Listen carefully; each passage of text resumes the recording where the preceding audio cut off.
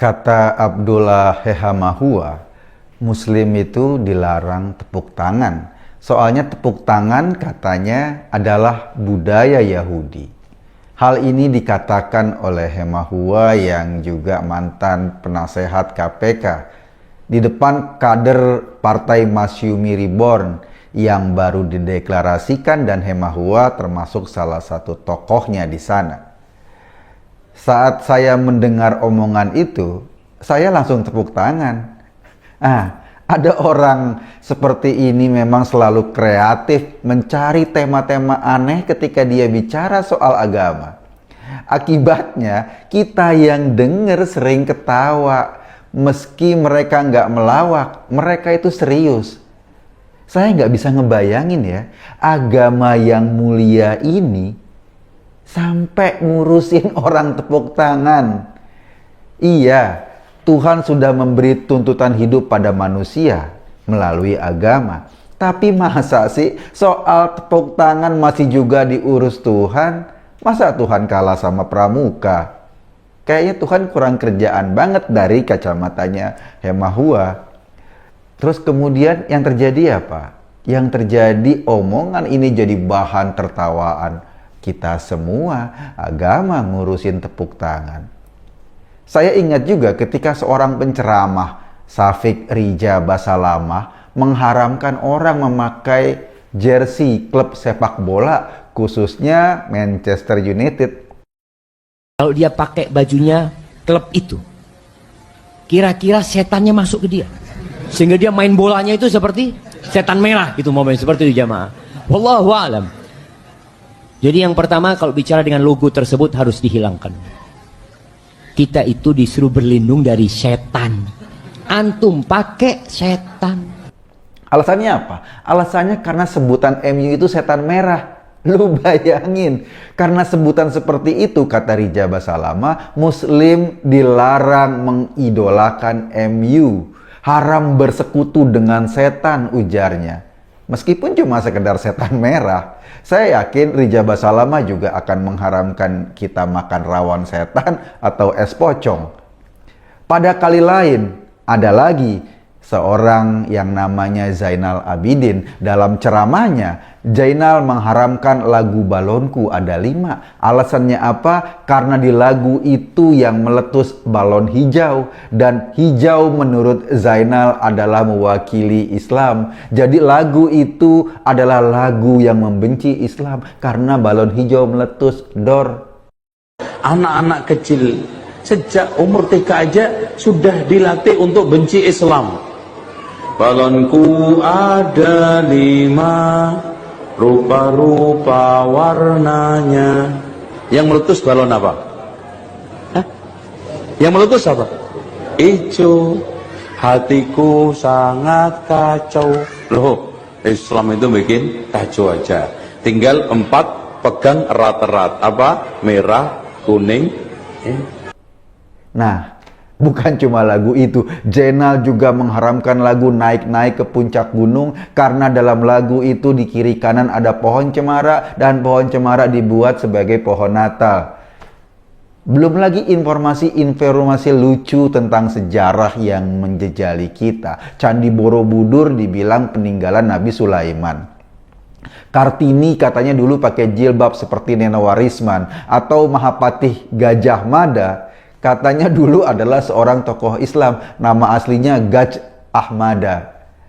Banyak banget kelucuan-kelucuan yang lebih lucu. Dan yang paling lucu adalah minum pipis onta. Kalau yang ini saya nggak bisa komentar, lagi puasa, jijik. Puncak paling memalukan dari kelucuan-kelucuan ini adalah mereka berkeyakinan bahwa bumi itu datar. Mereka yakin jika manusia jalan terus sampai ujung, nanti mereka akan kejeblos di ujung bumi, kayak jatuh dari tempat tidur gitu. Perhatiin deh, orang-orang ini memang entah datang dari peradaban mana, tapi cara berpikirnya sama. Mereka hadir dengan tugas utama merusak akal sehat umat. Wajar saja jika tema yang mereka ketengahkan selalu bikin dahi kita berkerut. Perusakan akal sehat adalah pintu utama masuknya doktrin agama yang lebih keras. Kenapa? Dengan akal sehat yang mati, akhirnya umat atau jemaah cuma digiring seperti robot yang gak punya akal. Ujungnya dibutuhkan ketertundukan buta, bahkan ketertundukan pada sesuatu yang dasarnya hanya pendapat seorang yang dianggap ulama. Ketika akal sehat menghilang dari umat nggak bisa berpikir cerdas, otomatis rasa kemanusiaannya juga akan lenyap maksudnya. Ketika rasa kemanusiaannya lenyap, maka ujung-ujungnya adalah tragedi. Inilah ciri dari ajaran Wahabi sebagai ajaran yang lebih mengedepankan agama dalam bentuk formal ketimbang agama secara esensial. Ketika dalam kitab suci ada sebutan pada dahi mereka ada tanda-tanda orang bersujud, maka mereka langsung menggosok-gosokkan jidatnya saat bersujud biar muncul tanda hitam, biar sesuai dengan omongan Quran. Artinya apa? Artinya tanda-tanda orang bersujud itu diterjemahkan secara literleks hitam. Gitu loh. Terus misalnya ada lagi kata dalam kitab suci dikatakan bahwa aku hamparkan bumi dan seisinya untuk manusia. Mereka langsung menerjemahkan bahwa bumi itu datar karena dihamparkan, bukan bentuknya bukan bulat gitu loh. Meskipun udah sejak SD yang ngomong ini belajar pelajaran geografi, tapi tetap saja ketololannya mengalahkan sains.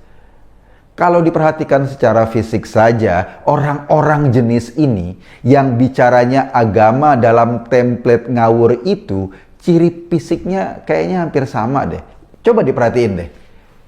Jenggotnya pasti mablang.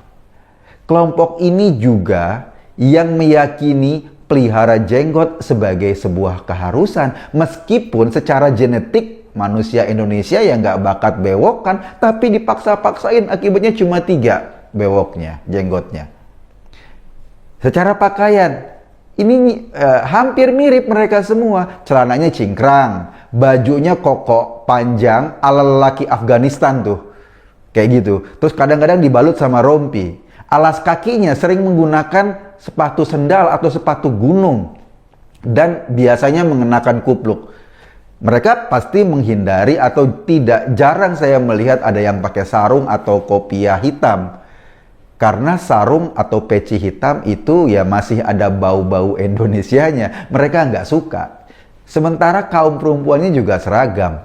Pakai kain hitam ditutupin ke seluruh tubuhnya. Individu dan personal perempuan dalam kelompok ini dihilangkan. Wajahnya nggak boleh dikenali. Perempuan hanya dihitung sebagai pabrik anak dan pemuas lelaki. Selebihnya nggak penting. Bahkan wajahnya saja nggak bisa ditampakkan. Saya ingin mengatakan, di tangan gerombolan ini, agama Islam yang indah dan sakral, menghargai kemanusiaan, jadi lucu dan menggelikan. Tapi anehnya, pola rekrutmen mereka sangat masif. Mereka masuk ke berbagai lini kehidupan.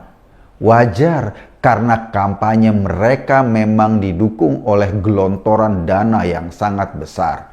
Arab Saudi misalnya menggelontorkan dana miliaran dolar Amerika Serikat untuk kampanye ajaran Wahabi yang lucu ini di Indonesia. Tujuannya agar bangsa kita semakin bodoh dalam beragama dan ujung-ujungnya semakin beringas juga. Tapi karena dananya besar, mereka pintar. Sasaran utamanya atau salah satu sasaran yang disasar adalah para artis dan influencer untuk dicekoki dengan pengaruh pikiran-pikiran ini. Maksudnya melalui para artis dan influencer inilah ajaran ini akan semakin mudah untuk masuk meracuni anak-anak muda kita. Para artis ini meskipun isi kepalanya belum berkembang maksimal, tapi laganya udah amat sok. Dan soknya minta ampun. Gak percaya? Coba dengerin wawancara Arie Untung dengan Daniel Mananta di YouTube beberapa waktu lalu. Saat Daniel bertanya sama Arie Untung, Fikih itu apa sih? Ari malah menjawab dengan mencuplik sebuah kasus. Kata Ari, fikih itu which is kayak Raja Salman datang ke Indonesia. Saat turun dari pesawat, which is Raja Salman nggak mau pakai tangga pesawat dari Indonesia. Dia bawa tangga pesawat sendiri. Kenapa? Karena tangga pesawat dari Indonesia dibeli dari uang riba. Kata Ari. Makanya Raja Salman nggak mau makan uang riba, nggak mau pakai uang riba, bawa tangga pesawat sendiri dari Saudi. Kita tentu mikir kalau Raja Salman nggak mau menggunakan fasilitas Indonesia karena riba, emang pas turun dari tangga pesawat itu Raja Salman nggak napak tanah. Sebab kata Ari, ia nggak mau jalan di aspal yang dibangun pemerintah Indonesia. Tuh kan, gara-gara Ari, Raja Salman jadi sejenis kuntil anak atau dedemit, kakinya ngambang. Tapi begitulah ciri mereka, keanehan demi keanehan disemburkan tanpa malu, agama tanpa akal disodorkan sebagai alternatif untuk kita percayai tanpa bisa kita telaah. Tujuannya agar umat Islam semakin kopong otaknya. Kalau sudah kopong, mereka akan meyakini tepuk tangan hukumnya haram dalam Islam, seperti kata Pak Abdullah Hehamahua. Kalau gitu kan kasihan Pak Tarno, ia bakalan masuk neraka. Pak Abdullah, tolong dibantu ya. Tolong dibantu. Prok. Jadi apa? Jadi Partai Masyumi Reborn.